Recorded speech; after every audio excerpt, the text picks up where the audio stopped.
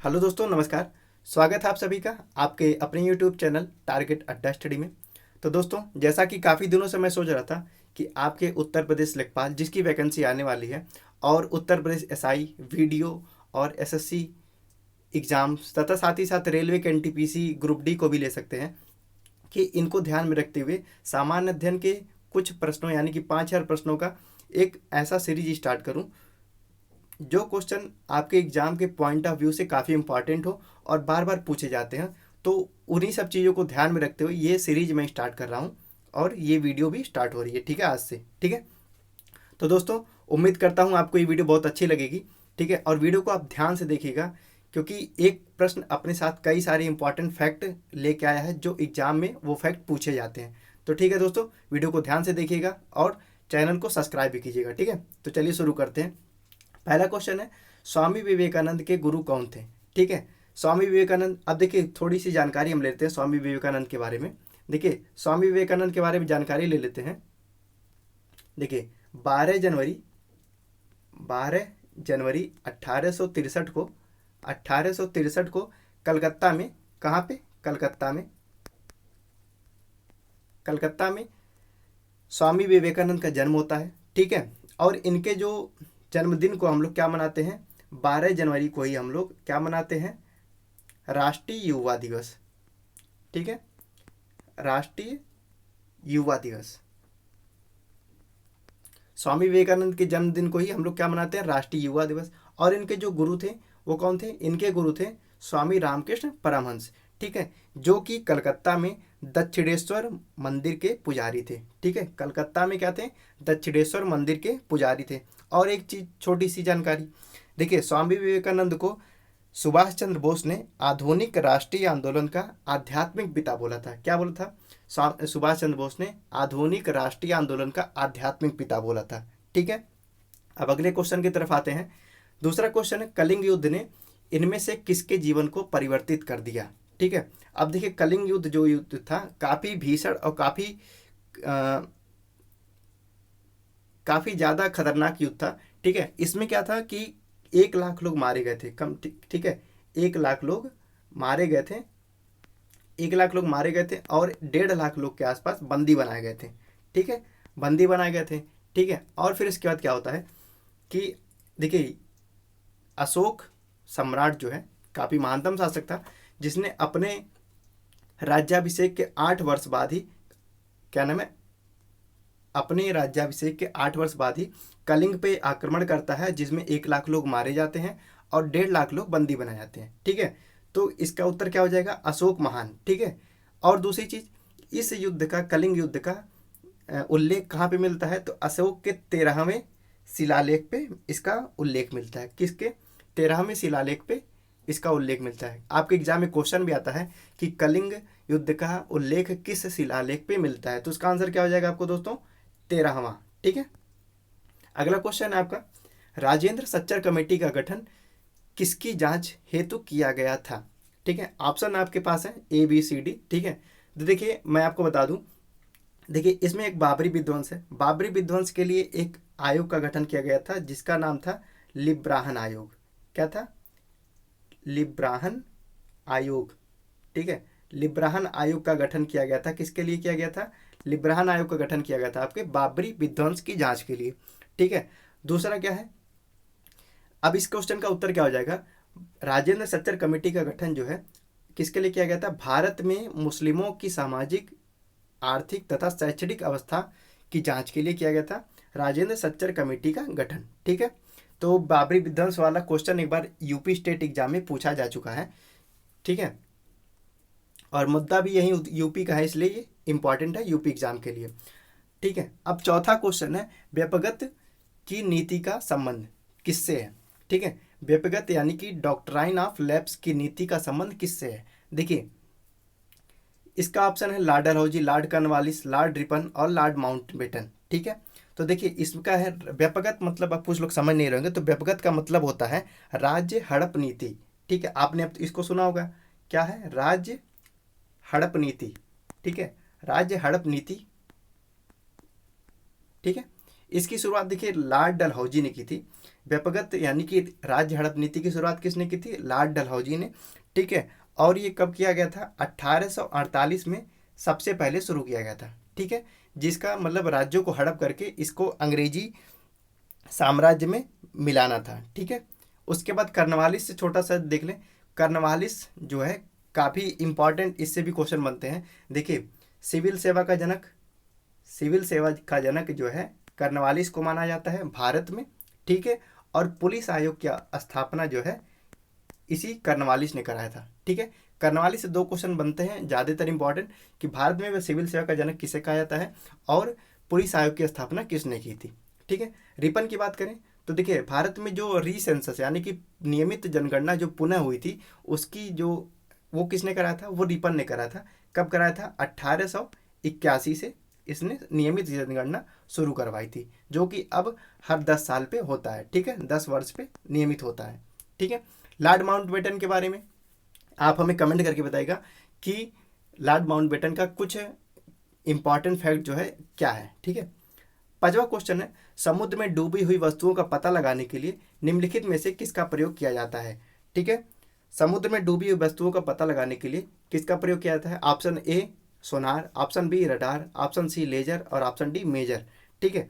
तो दोस्तों आपको पता होगा कि सोनार एक ऐसी तकनीक है जिसका उपयोग समुद्र में डूबी हुई वस्तुओं का पता लगाने के लिए किया जाता है। देखिए इससे क्या होता है कि एक यंत्र होता है जिससे समुद्री जहाज़ों में लगाया जाता है और वो एक आवृत्ति समुद्र के अंदर छोड़ते हैं, और वो आवृत्ति जब वापस आती है तो उससे अनुमान लगाया जाता है कि हाँ यहाँ पे कोई एक वस्तु है, ठीक है। तो इसका आंसर क्या हो जाएगा? सोनार, ठीक है। इसका आंसर हो जाएगा सोनार, ठीक है। अब अगले क्वेश्चन की तरफ आते हैं। छठा क्वेश्चन है, इनमें से कौन से ग्रह को इवनिंग स्टार के रूप में जाना जाता है, ठीक है। इनमें से कौन से ग्रह को इवनिंग स्टार के रूप में जाना जाता है? तो दोस्तों अब देखिए इवनिंग स्टार के रूप में किस ग्रह को जाना जाता है? इसको कहते हैं मरकरी, ठीक है। मरकरी, ठीक है। मरकरी यानी कि बुध। देखिए एक चीज़ मैं आपसे कहूँगा कि आप जो है ग्रहों की स्थिति बढ़ते से घटते क्रम में, ठीक है, और घटते से बढ़ते क्रम में, ठीक है, यानी कि इंक्रीजिंग टू डिक्रीजिंग, ठीक है, और डिक्रीजिंग टू इंक्रीजिंग, और एक चीज़ सूर्य से बढ़ती हुई दूरी के हिसाब से, इन तीनों को याद कर लीजिएगा क्योंकि इससे इंपॉर्टेंट क्वेश्चन आया था। अभी एसएससी सीजीएल 2019 में एक क्वेश्चन आया था कि सूर्य के बाद चौथा ग्रह कौन सा है, ठीक है। और एक क्वेश्चन एक बार और आया था कि बुध और शनि के बीच में कौन सा ग्रह है। तो मतलब इस तरह की जो क्वेश्चन है, सॉरी बुध कह रहे हैं, शनि कह रहे हैं, मंगल और शनि के बीच में कौन सा ग्रह है, ठीक है। तो वही चीज़ है, आप इसको भी ध्यान से याद करिएगा, जो ग्रहों की स्थिति है increasing to decreasing, decreasing to increasing, ठीक है दोस्तों। तो इसका आंसर क्या हो जाएगा? इवनिंग स्टार के रूप में हम लोग किस ग्रह को जानते हैं? बुध को, यानी कि मरकरी को। और एक चीज़ और, आप लोग ग्रहों का हिंदी नाम याद करिएगा, साथ ही साथ इंग्लिश भी नाम याद रखिएगा। कई बार ऑप्शन में आपको या तो हिंदी दे देगा या फिर कई बार इंग्लिश ही देता है। आप तो बुध याद करके गए थे, लेकिन उसने ऑप्शन में मरकरी दे दिया। हिंदी में भी मरकरी लिखा है और इंग्लिश में भी मरकरी लिखा है, तो आप हिंदी के साथ साथ इंग्लिश को भी प्रेफर करिए, ठीक है। इसका आंसर हो जाएगा मरकरी, ठीक है।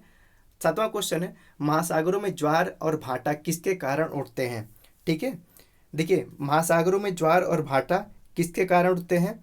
तो दोस्तों इसका आंसर क्या होगा बताइए?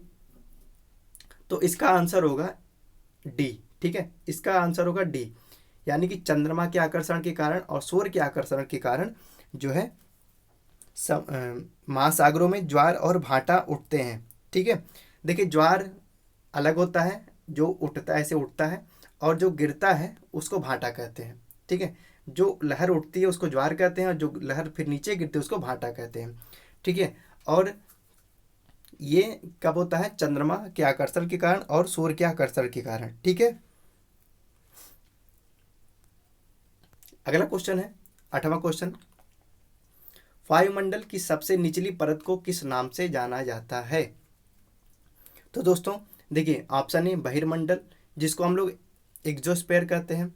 ऑप्शन बी ट्रोपोस्फीयर, जिसको हम लोग क्षोभ मंडल कहते हैं। ऑप्शन सी स्ट्रेटोस्फीयर, जिसको हम लोग समताप मंडल कहते हैं। और ऑप्शन डी आयनोस्फीयर, जिसको हम लोग आयन मंडल कहते हैं। तो दोस्तों देखिए, ये ऑप्शन अब इसी अभी मैंने पिछले क्वेश्चन में आपको बताया कि आपको ग्रहों की हिंदी भी याद होनी चाहिए और इंग्लिश भी नाम याद होना चाहिए। सेम उसी तरह वायुमंडल की जो भी परतें हैं उनका आप हिंदी नाम भी याद रखिए और इंग्लिश नाम भी याद रखिए, जिससे क्या होगा आपको कई बार एग्जाम में क्वेश्चन इसी तरह देखिए। अब मान लिया आप तो हिंदी याद करके गए थे, क्षोभ मंडल, समताप मंडल, मध्य मंडल, आयन मंडल। अब भाई देखिए यहाँ पे ट्रोपो, स्ट्रेटो, आयनो और बहिर्मंडल इस तरह दे दिया, तो आप यहाँ पे कंफ्यूज हो जाएंगे। इसलिए आपको हिंदी नाम भी याद रखना है, साथ ही साथ इंग्लिश नाम भी याद रखना है, जिससे आपको एग्जाम में क्वेश्चन में दिक्कत ना हो। और ऐसा एग्जाम ऐसा क्वेश्चन कई बार एग्जाम में आया है कि आपको हिंदी में भी वही ऑप्शन मिलेगा और इंग्लिश में भी वही ऑप्शन मिलेगा। तो दोस्तों देखिए, वायुमंडल की सबसे निचली परत को किस नाम से जाना जाता है? वायुमंडल की सबसे निचली परत को क्या कहते हैं हम लोग? ऑप्शन बी, यानी कि क्षोभ मंडल जो है वायुमंडल की सबसे निचली परत है, जिसको हम लोग ट्रोपोस्फेयर के नाम से जाना जाते हैं। ठीक है, क्षोभ मंडल। ठीक है। अब दोस्तों वायुमंडल पे अगर आपको वीडियो चाहिए तो वायुमंडल की वीडियो हमने बनाई है और बहुत ही अच्छी वीडियो बनाई है, आप उसको जाके प्लेलिस्ट में देख सकते हैं और उसको देखने के बाद आपके वायुमंडल से रिलेटेड सारे कॉन्सेप्ट क्लियर हो जाएंगे। ठीक है दोस्तों, तो इसका आंसर क्या हो जाएगा? ट्रोपोस्फेयर यानी कि क्षोभ मंडल। 9वां क्वेश्चन है, भारतीय रुपए का विशिष्ट प्रतीक जिसको रेट का डिजाइन कहते हैं वो किसने तैयार किया था? भारतीय रुपए का विशिष्ट प्रतीक यानी कि रेट का डिजाइन किसने तैयार किया था? अब देखिए option A, B, C, D, इनमें से कौन सा ऑप्शन होगा? आप हमें आंसर बताइए। ठीक है दोस्तों,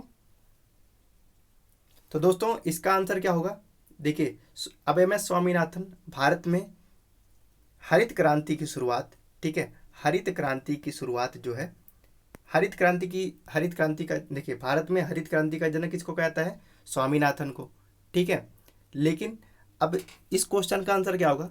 भारतीय रुपए का विशिष्ट प्रतीक रेट का डिजाइन किसने तैयार किया था?